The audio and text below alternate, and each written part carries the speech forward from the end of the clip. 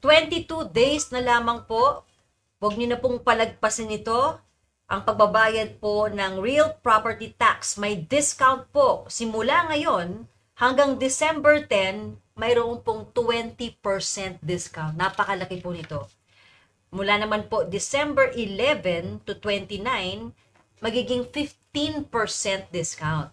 At simula naman po December 30 hanggang January 31, 2026, ay magiging 10% discount po ang real property tax. Kaya po magbayad na po, magpunta na po sa City Treasurer's Office o kaya naman po sa www.gomanila.com or GoManila app sa Google Play at Apple Store. In line with that, yan yung diskwento. Yes. Ito naman mo, naalala mo, umiiral pa rin yung pinatutupad kong batas simula nung Hulyo hanggang December 31. Ito pong General Tax Amnesty.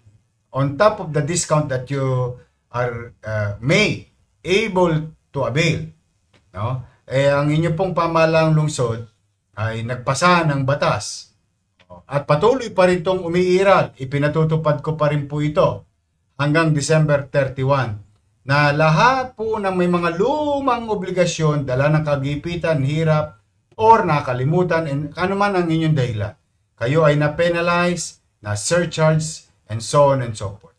Under Ordinance 9118, wala na po kayong penalty and surcharges and interest. Zero. Ang babayaran nyo na lang ay principal. Avail of that, sayang po. Meron pa kayong up to December 31, 2025.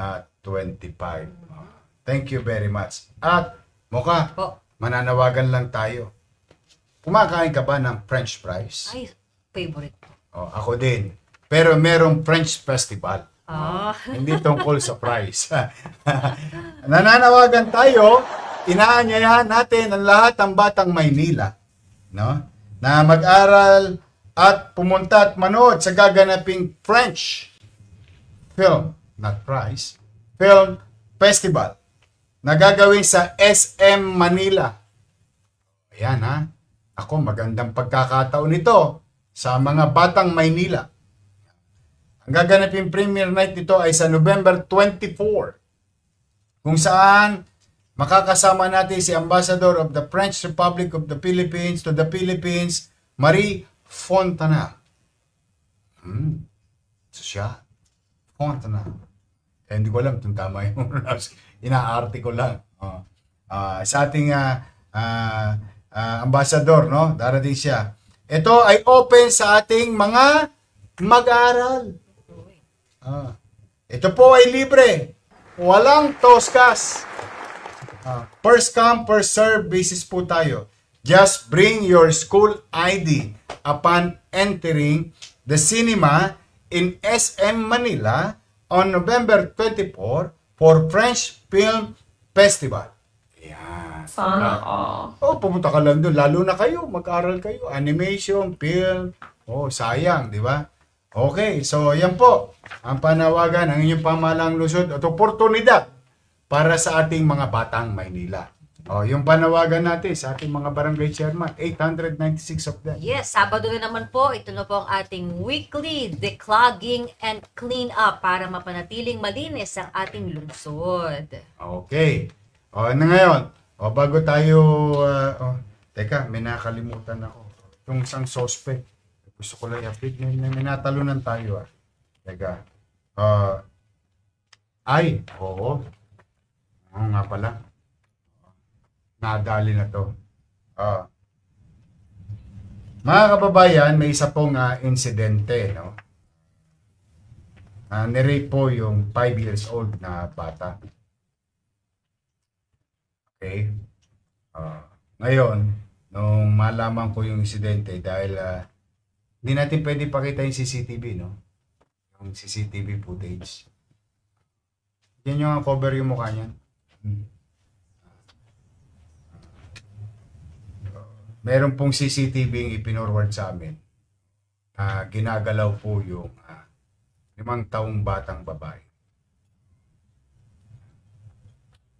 Immediately, I directed Manila Police District. Nadali naman agad. Nandito po.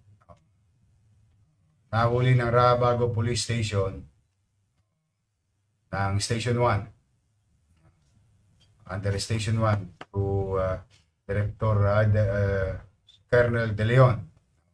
Itong si Leo Taklay. Pasok na nga rito.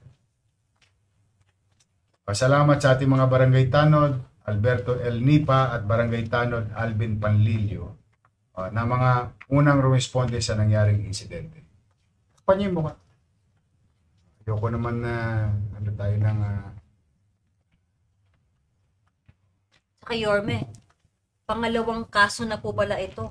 Yung unang kaso niya ng rape, December last year, 3 years old naman daw po ang kanyang ginahasa.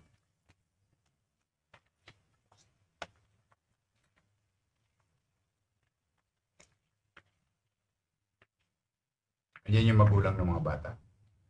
Okay na lang para maproteksyonan yung bata kasi makikilala. O anyway, mga batang Maynila, mga nanay tatay ko, ito po, maraming salamat sa Manila Police District. Naresto na po itong si Leo Taklay, 51 years. Ang mga tumulong dyan, yung ating mga tanod, kita ninyo. Ang barangay talaga aktibo, payapa ang. Asan yung dalawang tanod? Ito nga kayo. Ito, kailangan ito makilala, ito mga bida. Yan. Just konti.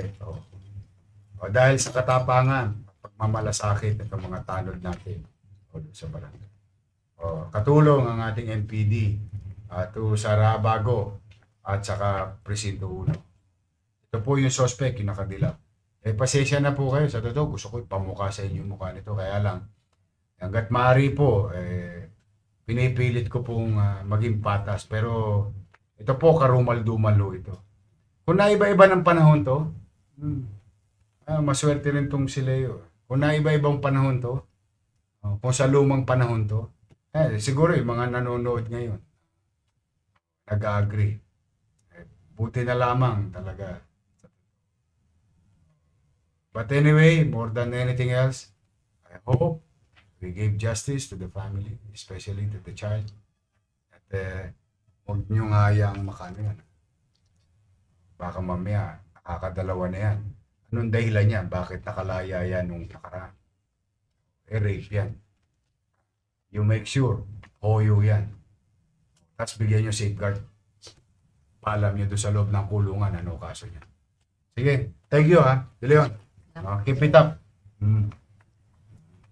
Mga tanod natin, pare. Iway ha. Galing nyo. Tama yan, don't tolerate. Huwag kayong mag-alala, mga tanod. May sorpresa ako sa inyo sa Pasko. Ha? Grabe. Nakita ko yung video mo. Hindi mo...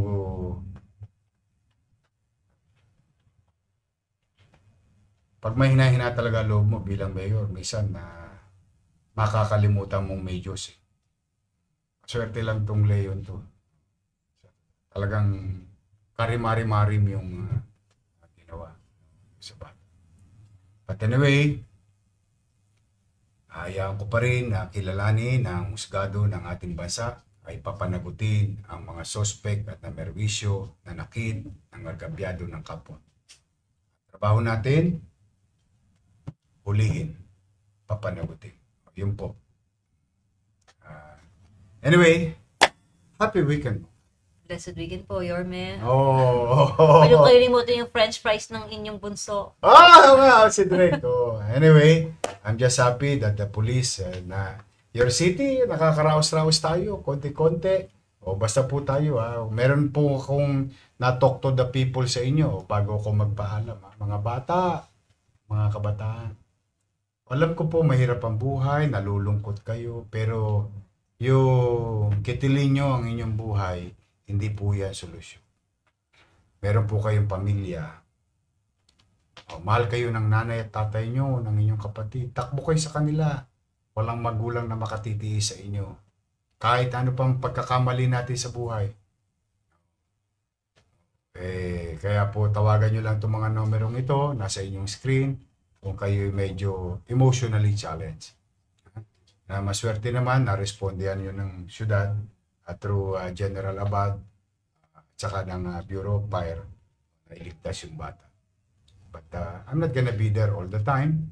But I'm just saying, naman ang hirap ng buhay, makakaraos din tayo. Manalig kayo sa Diyos.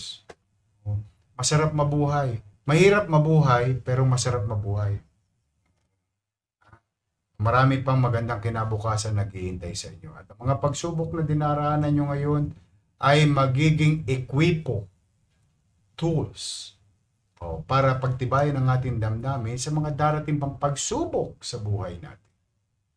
Sa pagdating ng panahon. Ingat lang kayo. Now, thank you very much for staying. Happy weekend mo ka. Happy weekend mga nanay tatay ko. At sana po maging ligtas at maayos ang ating weekend ngayong linggong ito. Ito po ang inyong Yorme. Umasa kayo. Camila Moca, 10 ng aming mga kasamahan sa lungsod ng Maynila. Ang inyong tagapaglingkod, pipilitin po namin maging mahina, masinop, pagbubutihan po namin at upang maging maaliwalas at panatag ang pamumuhay sa lungsod ng Maynila. Muli, sa ating mga kababayan, special shout out sa mga lolo't lola ko. I love you. Aww. At sana maging ligtas, malusog kayo lagi. Maraming salamat. Pagpalain nawa kayo ng buong may kapal. Manila, God first. Thank you.